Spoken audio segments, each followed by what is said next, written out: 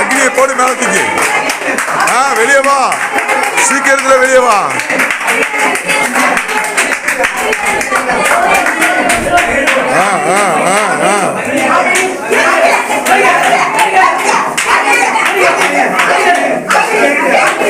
வெளியே வா, வெளியே வா, வெளியே வா, வெளியே வா, வெளியே வா.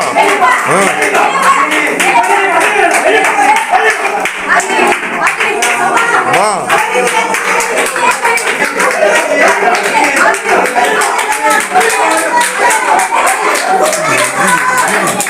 அக்னி, அக்னி, அக்னி, அக்னி, அக்னி, அக்னி, அக்னி, அக்னி. வெளியே வா.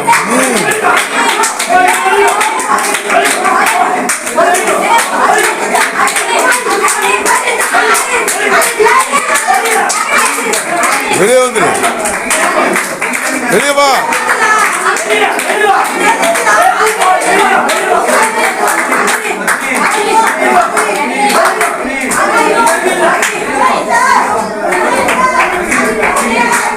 அக்னி, அக்னி, அக்னி, அக்னி, அக்னி, அக்னி, அக்னி, அக்னி, அக்னி, அக்னி, அக்னி, அக்னி. நாமத்தினால அக்னி, அக்னி, அக்னி, அக்னி, அக்னியால சுட்டேரிங்க ராஜா. இயேசு நாமத்தினால சுட்டேரிங்கப்பா. ஆண்டவரே வல்லமை. 17-18 வாசிப்போம். இயேசு கிறிஸ்து சொல்லுகிறார், அவருடைய சிந்தனைகளை அவர் அறிந்து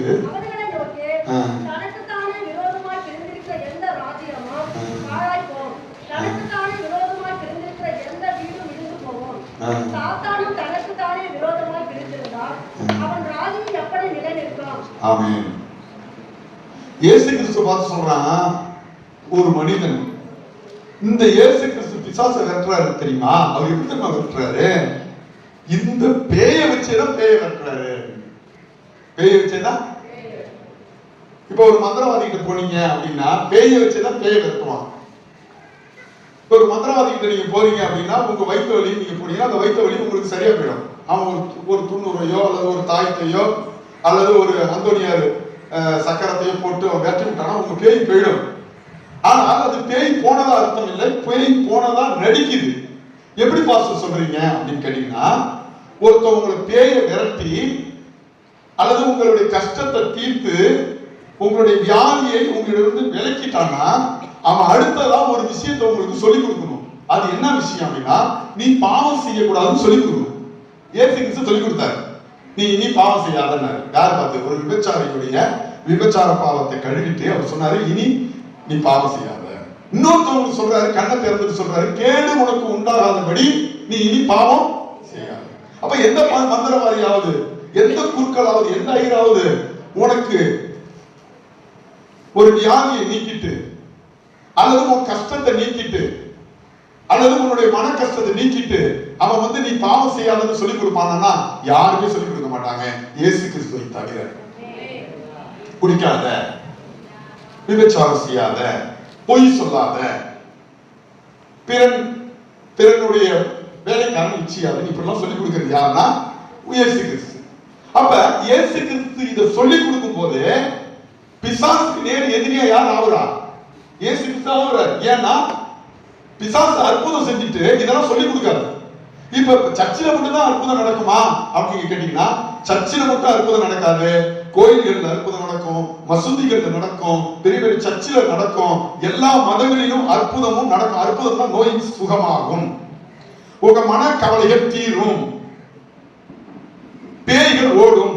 ஆனால் நீங்க ஒரு விஷயத்தை கவனிக்கணும். அது என்ன விஷயம் அப்படின்னா, அவர்கள் பாவம் செய்யாதீங்கன்னு சொல்லி கொடுக்க மாட்டாங்க. அதான் பிரச்சனையே. அங்க அப்படி சொல்லிக் கொடுக்கிறவர் யாருன்னா உலகத்திலேயே இரட்சகராகி இயேசு கிறிஸ்து மட்டும்தான். இப்ப உங்களுக்கு நோய் ஒன்று சரியா போகுது, அல்லது உங்களுடைய பிரச்சனைகள் தீருது, அல்லது உங்க மனக்கவலை தீருது, அல்லது பேய் ஓடிப்படுது, உங்க பிரச்சனை அதோட தீர்ந்துருமானா? தீராது.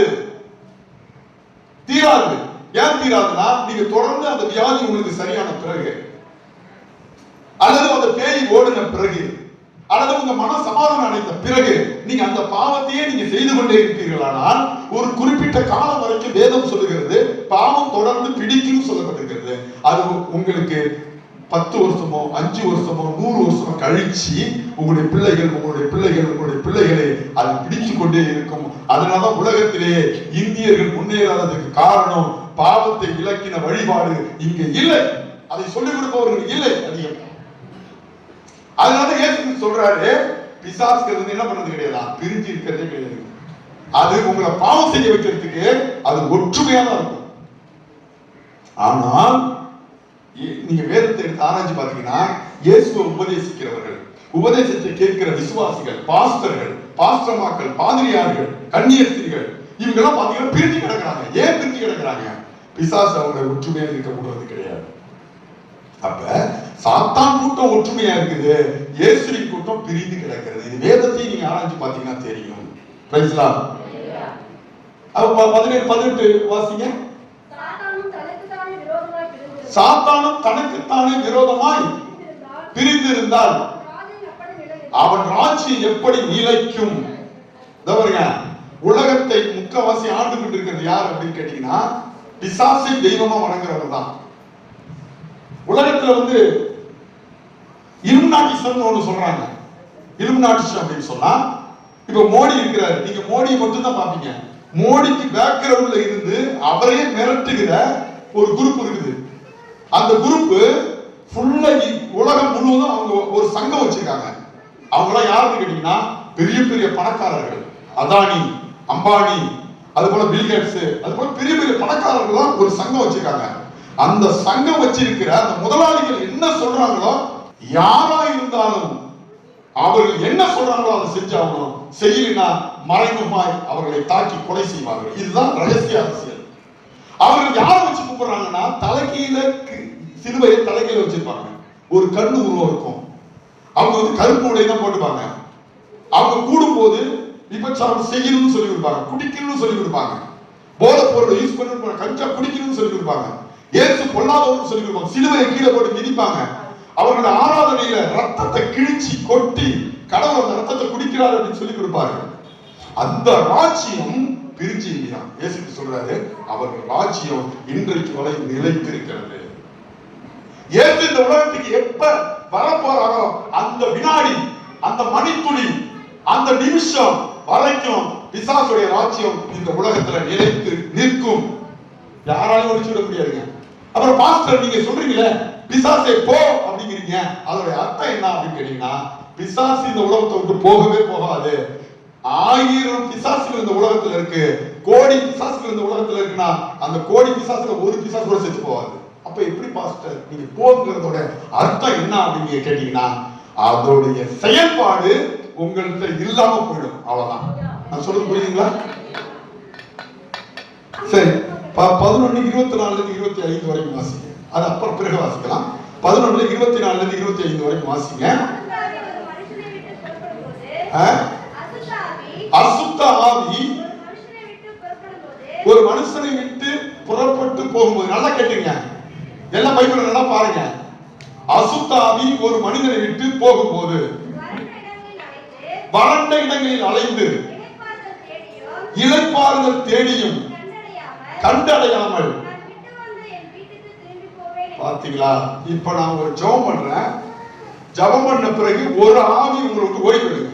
நல்லா கேட்டுங்க, ஒரு ஆவி ஓடி போயிடும். என்ன எஸ்தர் போகாதா? போயிடும். ஆனா அந்த ஆவி போயிங்க இப்படியே சுத்திக்கிட்டு இருக்குமாங்க. எங்க உங்களை விட்டு ஓடுன ஆவி, என்னை விட்டு ஓடுன ஆவி. நல்லா கேட்டுங்க. இப்ப சர்ச்சில ஞானஸ்தானம் எடுத்தவங்க 3/4 பேர் உள்ள உட்கார முடியுது. ஏன்னு தெரியுமா? அது என்ன பண்ணுது? உள்ள குறைஞ்சிக்கிட்டே இருக்குது, பொறாம. அல்லேலூயா. காசு கொஞ்சம் வந்துட்டு சர்ச்சுக்குள்ள உட்காராத ஆட்கள்லாம் இருக்கிறாங்க. முடியாதவங்களால உட்கார நடந்துட்டே இருப்பாங்க. உங்க புருஷமார்கள் உட்கார்ந்துருக்காங்கன்னு பாருங்க, திரும்பி பாருங்க. பொழுதுனையும் வெளில உட்கார ஆள்லாம் இருக்கிறாங்க. உங்க புருஷமார் காணணும் அப்படின்னா நீ போய் வீட்டுல போய் கேள்வி. சரி, வரும்போது ஜோடிக்கப்பட்டிருக்கிறதை கண்டு திரும்பி போய்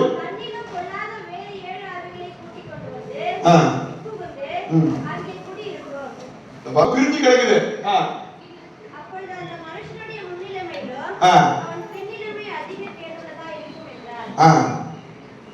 இப்ப பாருங்க, படிமா படிமா இன்னொரு முறை படி.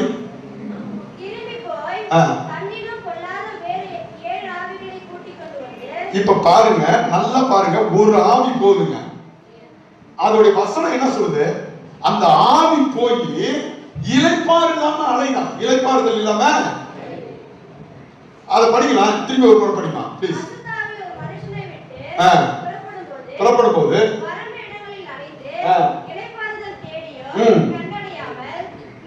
இளைப்பாறுதல் இல்லாம அது என்ன பண்ணலாம் சொல்லிட்டு இருக்கு. அப்ப இளைப்பாறுதல் என்ன தெரியுமா? அந்த பிசாசு அழுதுகிட்டே போகுதுங்க. நல்லா கேட்டுங்க, இளைப்பாறுதல்னா அழுதுகிட்டே போகுது. தண்ணிலும் பொல்லாத 7 ஆவி அதை பார்த்து கேக்குது, ஏன் நீ அழுகுற, ஏன் அழுகுற அப்படின்னு. நான் வந்து சந்திரபிரதரை விட்டுட்டு வந்தேன், அவனை விட்டு வந்ததுல இருந்து எனக்கு ஐத்தச்சா ஏன் நீங்க இளைப்பாறுதல் இல்லைன்னா, நான் சந்திரபிரதரை அந்த பேய் விட்டுட்டு வந்ததுல இருந்து அந்த பேய்க்கு என்ன ஆச்சு? மனசு ரொம்ப அழுதுகிட்டு இருக்கு. 7 பொல்லாத 7 ஆவி உடனே வரும். சென்னையில இருந்து, இங்க இருந்து, பாண்டூர்ல இருந்து, அப்புறம் இங்க இருந்து பாவந்தூர்ல இருந்து, திருவண்ணூர்ல இருந்து வந்து திருவண்ணூர் கோடி நின்னுடும். அப்ப பாருங்க, மனுஷன் மூலமா வந்து பேசுவாங்க. பேசி சந்திரகுள்ள போய் எதிரி ஆவி பூரம். அது 7 ஆவி என்ன ஆவியா? அதை விட பவர்ஃபுல் ஆவி, பொல்லாத ஆவி. ஆவி பூந்து சொல்லும், எப்பா சந்திரன், சந்திரன் இருந்த ஆவியை பார்த்து சொல்லும், நீ அழுதுகிட்டு இருக்கிற, நீ அழுதுகிட்டு இருக்கிற, நான் இருக்க உனக்கு. இப்ப 8 ஆவி சேர்ந்துச்சு. இது 1, அது 7. இப்ப சந்திர பிரதரை பிடிக்க முடியுமா கையால? முடியவே முடியாது. இப்ப சொல்லுங்க, பிசாசு ஒற்றுமையா இருக்கா, சண்டை போட்டுட்டு இருக்கா? சொல்லுங்க. ஆனா நீங்க எப்படி இருக்கீங்க, நாம எப்படி இருக்கிறோம்? கஷ்டம் வர்றப்ப ஞானஸ்தானம் எடுத்து உள்ள நீங்க வந்தீங்கன்னா என்ன நினைப்பீங்க? பாஸ்டர் நல்லா பிரசங்கம் பண்ணுவாருப்பா, பாஸ்டர் நல்லா இன்னமும் சொல்லுவாருப்பா, வசனம்லாம் சொல்லி கொடுப்பாருப்பா, அவர் சொல்றப்ப என் மனசே. ஆனா போக போக இந்த பாஸ்டர் இருக்கிற பேரு என்னையில குத்தி காட்டுவாரு. நீ பாரா, என்னை பத்தி சொல்லுவாரு பாரா, இதை சொல்லுவாரு பாரா, இதை சொல்லுவாரு பாரா, பாப்பா பாத்தியா பாத்தியா. இதுவே நோட் பண்றது மாறிடும். இதெல்லாம் செஞ்சு கொடுக்குறது யாரு அப்படின்னா பொல்லாத பிசாசு. அல்லேலூயா. ஒரு நாள் பழைய கதையை சொல்லுவோம்ல, ஒரு பைத்தியக்காரனுக்கு வந்து சோறு கொடுக்க டெய்லி ஒரு ரிசர்ச் போயிடுவாங்க. போய் ஜெயிலுக்குள்ள போய் கிட்டத்தட்ட ஒரு 20 பைத்தியம், எல்லாம் இந்த மாதிரி நான் பாடி கட்டா இருக்கிற பைத்தியம். இவர் போய் ஒரே ஆளா போய் எல்லாரும் சோறு கொடுத்துருவாங்க. ஒரு நாள் பாஸ் கேட்டாங்க, இப்ப விசுவாசி டெய்லி போய் எங்கப்பா போறேன், நான் பைத்தியத்துக்குலாம் சோறு கொடுக்க போறேன் அப்படின்னு. சரி நானும் வரப்பா வந்து பாக்குறேன் அப்படின்னு சொன்னாங்க. சரி 2 பேர் சேர்ந்து போனாங்க. போயிட்டு இவர் போனோம்னா இவரு பாஸ் வெளில நின்றுட்டாரு. உள்ள பாத்தீங்கன்னா கட்டின பிசாசு, இப்படி குத்திக்கிட்டு இருக்கிற பிசாசு, சிரிக்கிற பிசாசு, பயங்கரமா பாடி கட்டா இருக்கான் பிசாசு. இவன் அப்படியே உள்ள போறான், முண்டியமா தைரியமா சாப்பாடு எடுத்துக்கிட்டு.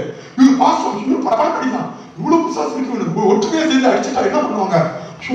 தெரியாம போறானே, ஞானமே இல்லையே, இந்த விசுவாசிக்கு அறிவே இல்லையே, யான் விசுவாசி அறிவான், இவன் என்ன அப்படி இருக்கிறான், விவரமே தெரியாம அப்படின்னு சொல்லிட்டு பட பட பட படங்குதான். அவன் வர்ற வரைக்கும் அந்த பாஸ் இருக்கு.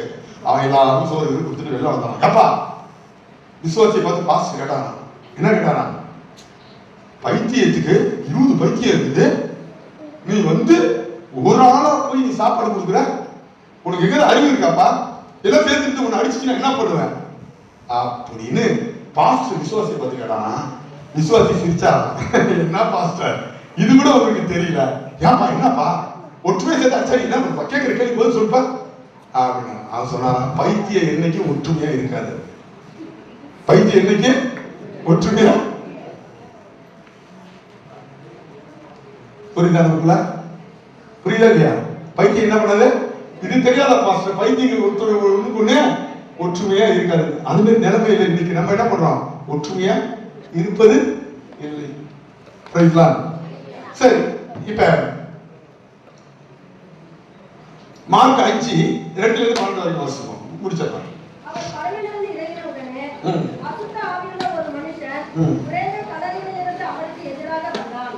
அவனுடைய குடியிருப்பு கல்லறையிலே இருந்தது. அவனை சங்கிலிகளினாலும் கட்ட ஒருவனாலும் கூடாது இருந்தது. அவன் அநேகதரம் விலங்கினாலும் சங்கிலிகளை சங்கிலிகளை முறித்து விலங்குகளை தகர்த்து போடுவான். அவனை அடக்க ஒருவனாலும் கூடாதிருந்தது. அவன் எப்பொழுதும் இரவு பகலும் மலைகளிலும் கல்லறைகளிலும் இருந்து கூக்குரலிட்டு கண்ணுகளினாலும் தன்னை காயப்படுத்திக் கொண்டு இருந்தான். அவன் இயேசுவை தூரத்திலே கண்டபோது எல்லாம் பாருங்க, இயேசுவை கண்டபோது ஓடி வந்து இயேசுவை பணிந்து கொண்டு, இயேசுவே உன்னதமான தேவனுடைய குமாரனே, எனக்கு உனக்கு என்ன, என்னை வேதனைப்படுத்தாதபடி சொன்னான். அசுத்தாவியே புறப்பட்டு போ என்று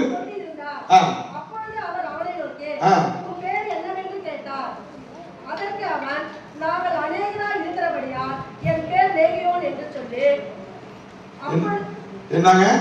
இவன் சிலர் வாழ்க்கையில பாத்தீங்கன்னா எப்பொழுதும் நிம்மதியே இருக்காது. சிலர் வீட்டிலே தங்கவே மாட்டாங்க, சுத்திட்டே இருப்பாங்க. சிலவங்க ட்ரெஸ் போடாம சுத்திட்டு இருப்பாங்க. சிலர் வந்து தன்னை காயப்படுத்திக்கிட்டே இருப்பாங்க. சிலருக்கு எப்ப பார்த்தாலும் கண்டி சாய் குழம்பிட்டே இருக்கும். என்ன காரணம் அப்படின்னா அவங்களுக்குள்ள என்ன இருக்குது? பிசாசு இருக்கு. அப்ப இயேசு சொல்றாரு, பிசாசு நீ வெளில போன்னு சொன்னோன்னே உன் பேர் என்னன்னு கேட்கிறாங்க. தூங்காதீங்க. அவன் சொல்றான், என் பேரு லேகியோன். லேகியோன்னா என்ன? லேகியோன்னா என்னன்னு முதல்ல தெரிஞ்சுங்க. லேகியோன் அப்படின்னு சொன்னா ரோமர் படை இருந்துச்சு தெரியுமா? அப்ப ரோமர் படைய பிரிச்சு வைப்பாங்க. அதுல 6000 படை வீரர்கள் உள்ள அந்த டீமுக்கு, அந்த குழுவுக்கு பேரு லேகியோன் பேரு. லேகியோன் குரூப் அப்படின்னா அந்த குரூப்புக்கு கீழே எத்தனை பேர் இருப்பாங்க? 6000 பேர் இருப்பாங்க. 100க்கு அதிபதி அப்படின்னா அந்த அதிபதிக்கு கீழே 100 பேர் இருப்பாங்க. இப்ப லேகியோன் பட்டாலியன் அப்படின்னா அது ரோமர் படையில 6000 சோல்ஜர் கொண்ட ஒரு யுத்த குழுவுக்கு என்ன பேரு? லேகியோன் பேரு. அந்த லேகியோன்ங்கிற வார்த்தை லத்தீன் வார்த்தை. புரியுது உங்களுக்கு? அப்ப இந்த மனுஷனுக்குள்ள லேகியோன்னா லேகியோன் பிசாசு கிடையாது, எண்ணிக்கை என்று சொல்லப்படுகிறது. அப்ப ஒரு மனுஷனுக்குள்ள எத்தனை ஆதிகள் இருக்குது சொல்லுங்க ஜெபராணி சிஸ்டர்? அநேகம் சொல்லாதீங்க. 6000 பிசாசு ஒரு மனுஷனுக்குள்ள இருக்குங்க. அப்ப எவ்வளவு ஒற்றுமையா இருக்குது சொல்லுங்க. Praise the Lord. நீ நம்ம ஒற்றுமையா இருக்கிறோமா? யோசித்து பார்ப்போம். பிசாசுகள் ஒற்றுமையா இருக்குது. ஒரு மனுஷனுக்குள்ள 6000 பிசாசுகள் இருந்துச்சுன்னா ஒண்ணுக்குள்ள சண்டை போடாதா? ஒரு சர்ச்சில 10 பாஸ்டர் வேலை செய்ய முடியுமா? முடியாது. ஆனா கோயில்ல 10 ஐயருங்க வேலை செய்யறாங்க. எப்படி? ஸ்ரீரங்கம் கோயில போனீங்கன்னா 10 ஐயருங்க வேலை செய்யறாங்க. எப்படி ஒற்றுமையா இருக்காங்க? ஒரு சர்ச்சில ஏன் ஒரு 2 பாஸ்டர் ஒற்றுமையா இருக்கு சொல்லுங்க? இருக்க மாட்டாங்க. தங்களுக்குள்ள பிரிச்சு கிடக்குறாங்க. ஆமென். ஆனா ஒரு கோயில்ல பாத்தீங்கன்னா கிட்டத்தட்ட 100 ஐயர் இருப்பாங்க. 100 ஐயர் ஒற்றுமையா இருப்பாங்க. அப்ப ஒரு மனிதனுக்குள்ள 6000 பிசாசுகள் இருக்குன்னா பிசாசுகள் எவ்வளவு ஒற்றுமையா இருந்து அந்த மனுஷனை சாப்பிட விடாம, அந்த மனுஷனை வீட்டுல தங்க விடாம, தெரு தெருவா அலைய வச்சு, போய் கல்லறையில தன்னுடைய வாழ்க்கையை வாழ வச்சு, நிம்மதி இல்லாம அவனை காயப்படுத்தி அவன் குடும்பத்தை பிரிச்சு அவனை வேதனைப்படுத்தி கொண்டிருக்கிறதுக்கு காரணம் 6000 பிசாசு அவனுக்குள்ள. இயேசுவை கண்ட உடனே அந்த 6000 பிசாசுகளோடு இருந்து அவன் நிம்மதியான வாழ்க்கை வாழ்கிறான். இன்னைக்கு அநேக குடும்பங்கள்ல ஜெபம் கிடையாது, காலை மாலை ஜெபம் கிடையாது, வேத வாசிப்பு கிடையாது, உபவாசம் கிடையாது. உங்க பிள்ளைகளோட நீங்க ஜெபிக்கிறீங்களா? எத்தனை குடும்பத்துல நீங்க ஜெபிப்பீங்க? உங்க பிள்ளைகளோட பைபிள் வாசிக்கிறீங்களா? கிடையாது. உங்க பிள்ளைகளோட நீங்க ஜெபிக்கிறீங்களா? இல்ல. ஏன்? பிசாசு உங்களை நீ புருஷன் தனியா, பொண்டாட்டி தனியா, புள்ள தனியா, அண்ணன் தனியா, தங்கச்சி தனியா, மாமனார் தனியா, மாமியார் தனியா பிரிச்சு வச்சிருக்கிறான்.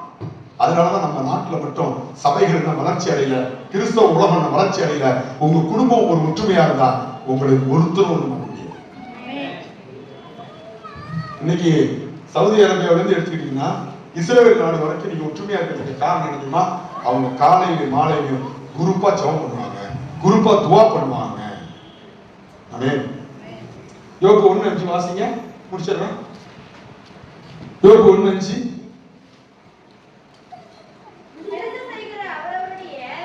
நாள் முறை முடிகிற போது யோபு ஒருவேளை என் குமாரர் பாவம் செய்து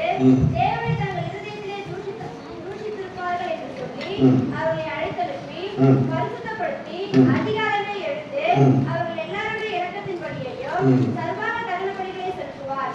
இப்ப பிள்ளைங்களாம் அடங்காப்பாரி பிள்ளைங்களா இருக்குது. காரணம் என்ன? நீங்க சின்ன பிள்ளைங்க என்ன பண்றது கிடையாது, பைபிள் வாசிக்க வைக்கிறது கிடையாது, ஜபிக்க வைக்கிறது கிடையாது. யோபுன்னு ஒரு மனுஷன் தான், அவன் என்ன பண்ணான்? தன்னுடைய பிள்ளைகளோட கூடி ஜெபம் பண்ணான். இப்ப மோசஸ் மாயம் இருக்கிறாரு, பாவம் கஷ்டம், போய் வேலை செஞ்சுட்டு வர்றாரு. யாருக்காக வேலை செய்யறாரு? நம்ம அப்பா நம்மளை வந்து பெயிண்டர் ஆக்கிட்டாரு, நம்ம பிள்ளைகளால் படிக்கணும் தான் நீங்க வேலை செய்யறீங்க. ஆனா அந்த பிள்ளைய படிக்க வைக்கிறீங்க, ஆனா பண்பாடை கற்றுக் கொடுக்குறீங்களா? படிக்க வைக்கிறீங்க, ஒழுக்கத்தை கற்றுக் கொடுக்குறீங்களா? படிக்க வைக்கிறீங்க, ஆனால் ஆண்டவருடைய பரிசுத்தத்தை கற்றுக் கொடுக்குறீங்களா? படிக்க வைக்கிறீங்க, அறிவை கற்றுக் கொடுக்கிறீங்க, ஞானத்தை கற்றுக் கொடுக்கிறீர்களா? இன்றைக்கு இந்திய நாட்டிலே அறிவு இருக்கிறது, ஞானம் இல்லை. படிப்பு இருக்கிறது, ஒழுக்கம் இல்லை. பதவி இருக்கிறது, பதவிக்கு கூறிய தார்மீகமான அறிவு ஞானமும் இல்லை. காரணம், நம்முடைய தாய் தகப்பனால் நல்லா படிக்க வைக்கிறார்கள் தவிர நல்ல பண்பாடை கற்றுக் கொடுக்கவில்லை. நல்லா படிக்க வைக்கிறார்கள் தவிர நல்ல ஒழுக்கத்தை கற்றுக் கொடுக்கவில்லை. நல்லா படிக்க வைக்கிறார்கள் தவிர நல்ல ஞானத்தை கற்றுக் கொடுக்கவில்லை. பிள்ளை வளர்ந்து என்ன பண்ணிடலாம்? பலவிதமான கெட்ட வார்த்தைகளை கற்றுக்கொள்ளுகிறான். நீங்க கஷ்டப்படுறது பைபிள் போட்டு ஒரு நாள் கஷ்டப்படணும். ஏன் அந்த பிள்ளை நீங்க ஜெபிக்க வைக்கிறதுக்கு? அந்த பிள்ளைக்கு ஒரு உதாரணம் சொல்றேன். அப்ப நீங்க சம்பாதிக்கிறீங்க, அந்த கண்ணி, அந்த வேர்வை, அந்த உழைப்பு எல்லாத்தையும் எப்போதும் எதிர்பார்ப்பீங்க? ஒரு 20 வயசு ஆனவன அவன் சம்பாதிச்சுட்டு வரான் நீங்க எதிர்பார்ப்பீங்க. ஆனா 20 வருஷம் வரைக்கும் நீங்க அவனை கண்டுக்காம விட்டதுனால 21ஆவது வருஷம் அவன் சம்பாதிச்சு கையில காசு வாங்கும் போது அந்த காசு அவனை தாய் தகப்பனை வெறுக்க செய்யும். அந்த பணம் அவனுக்கு பலவிதமான பாவ பழக்கத்தை கற்றுக் கொடுக்கும். அந்த பணத்தை பார்த்த உடனே மயங்கி அவனுடைய வாழ்க்கை தாறுமாறா போவோம். அப்படி வீணா போனது தாங்க நீங்களும் நானும். இயேசு இல்லைன்னா இன்றைக்கு நீங்களும் நானும் இந்த இடத்துல வந்து உட்கார்ந்து இருக்க முடியாது. அருமையான சகோதரன், அப்ப ஓடி ஓடி சம்பாதிக்கிறீங்க, ஆனா பிள்ளைகளை கவனிக்கிறது இல்லையே. ஓடி ஓடி சம்பாதிக்கிறீங்க, பிள்ளைகளோட ஜெபிக்கிறது இல்லையே. ஓடி ஓடி சம்பாதிக்கிறீங்க, வசனத்தை சொல்லி கொடுக்கிறது இல்லையே. ஓடி ஓடி சம்பாதிக்கிறீங்க, ஞானத்தை சொல்லி கொடுக்கிறது இல்லையே. படிச்சு அறிவை கற்றுக்கொண்டு அது லாஸ்ட்ல அந்த பிள்ளை குடிகாரனாயும் குத்தியா வைத்திருக்கிறவனாயும் அந்த பிள்ளை சிகரெட் குடிக்கிறவனாயும் அந்த பிள்ளை தண்ணி அடிக்கிறவனாயும் மாறும்போது 20 வருஷம் கழிச்சு சொல்லுவீங்க, என் பிள்ளைய நான் வீணாக்கிட்டேன் சொல்லி என்ன பண்றது? ஒரு இன்ச்சும், ஒரு நிமிடமும், ஒரு நாளும், ஒரு நாளிகையும், ஒரு வாரமும், ஒரு வருடமும், ஒரு மாதமும், ஒவ்வொரு பகலும், ஒவ்வொரு இரவும் நீ அவனுக்கு கடவுளை கற்றுக் கொடுக்கலீங்கன்னா உன் பையனே தான் அவனுக்கு கத்தியா இருப்பான். நீ எவ்வளவு செலவு கொடுத்து வளர்த்தாலும் சரி, நீ பார்த்ததெல்லாம் வாங்கி கொடுத்தாலும் சரி, அவனுக்கு நீ பெரிய மாளிகையை கட்டி வைத்தாலும் சரி, அவன் ஒரு நாள் அத்தனையும் அழிக்கக்கூடிய மனிதனாக இருப்பான், உன்னை வெறுக்கக்கூடியவனாக இருப்பான். யோபு அறிந்துதான் பெரிய பணக்காரனாக இருந்தான். அந்த தேசத்திலே பெரிய பணக்காரனாக இருந்தான். பெரிய ஆஸ்தி இருந்தது, அந்தஸ்து இருந்தது, வேலைக்காரர்கள் இருந்தார்கள், வேலைக்காரிகள் இருந்தாங்க. ஆனா யோபு அவன் காலையில் எழுந்துச்சு ஜெபிக்கிறவனாக இருந்தான். யாரோட? தன்னுடைய பிள்ளைகளோட. அவன் ஜெபிக்கிறவனாக இருந்தனால என்ன தெரியுமா? 10 பிள்ளை செத்து திரும்பி 10 பிள்ளை உயிரோட வச்சுங்க. உலகத்திலே அதான் அவனை பத்தி சொல்லப்பட்டிருக்குது. 5:10 வாசிங்க, முடிச்சிடுறேன். அவனையும் அவன் வீட்டையும் எப்படிங்க? உங்க பிள்ளை வந்து காலேஜில் போய் குடிடான்னு சொன்னா அவன் என்ன பண்ணுவான்? ஏன்? எங்க அப்பா எனக்கு சொல்லி கொடுத்துருக்காரு, எங்க அப்பா ஜெபிக்கிறவரு, எங்க அப்பா வேதத்தை சொல்லி கொடுத்துருக்காரு. நீ வீட்டுல இருப்ப, அவன் காலேஜில் இருப்பான், காதலிக்க மாட்டான், நைட் ஷோ பார்க்க மாட்டான், தண்ணி அடிக்க மாட்டான்.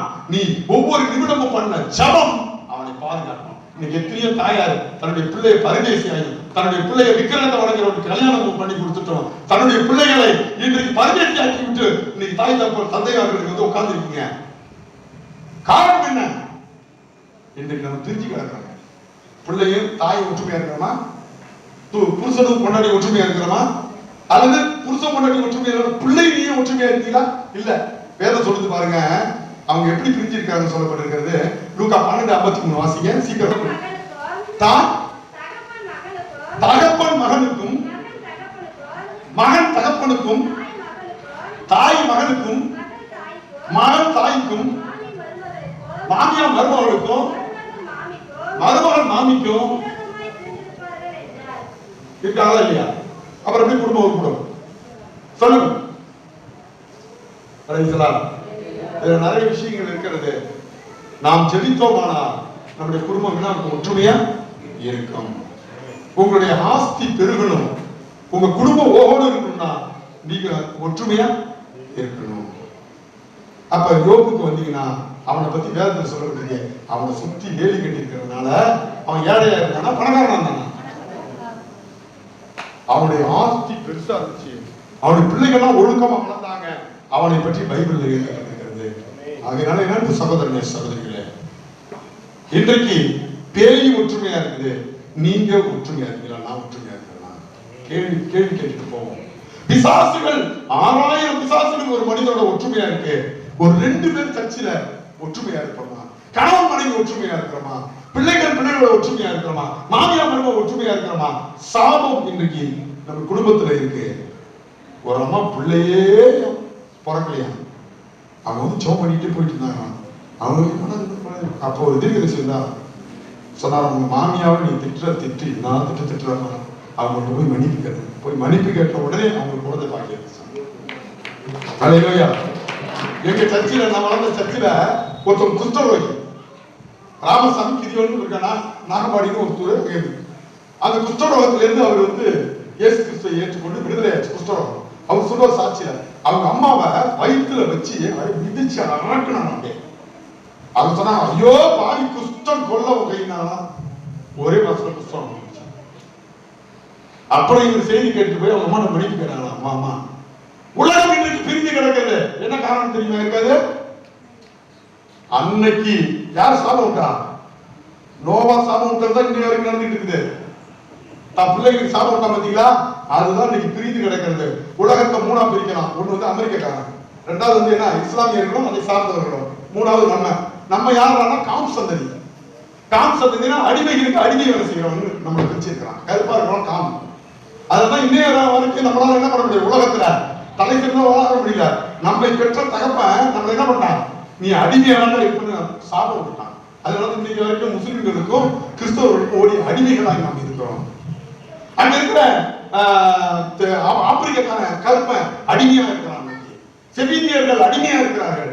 சேம் சந்ததி யாருன்னா இஸ்ரேல்காரன் இன்னைக்கு உலகத்தை ஆண்டு கொண்டு இருக்கிறான். அவனுக்கு யார் சாபம் விட்டது? அவங்க அப்பா நோவா விட்ட சாபம் இன்றைய வரைக்கும் நினைத்திருக்கிறது. அதனால நன்றி சகோதரர்களே, குடும்பம் நாம் ஒற்றுமையா இருப்போம், சபையில நாம் ஒற்றுமையா இருப்போம். பேயே ஒற்றுமையா இருக்கு. கை பிடிச்சு சொல்லுங்க. உங்க புருஷன் பார்த்து கூட வீட்டுல போய் சொல்லுங்க, பேயே ஒற்றுமையா இருக்கு, விசாசே ஒற்றுமையா இருக்குது. ஆனா நான் சிரிக்கும் போதே உள்ள ஏதோ பஞ்சாயத்தை வச்சுட்டு இருக்கலப்பா. வெள்ளக்காரன் மாதிரி அப்படியே மனசு விட்டு சொல்லுங்க, நான் அவங்கள நேசிக்கிறேன்னு சொல்லுங்களா?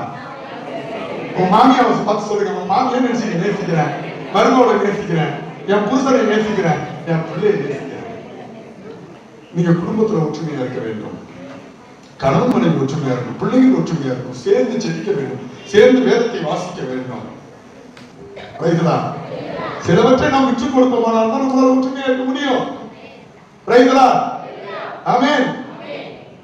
கணவன் மனைவி ஒற்றுமையா இருக்கு பாருங்க, நான் புள்ள பயங்கர அறிவாளியா இருக்கும். சரி, நாம் அறிக்கை செய்வோம். கர்த்தர் நம்மை ஆசீர்வதிப்பார்.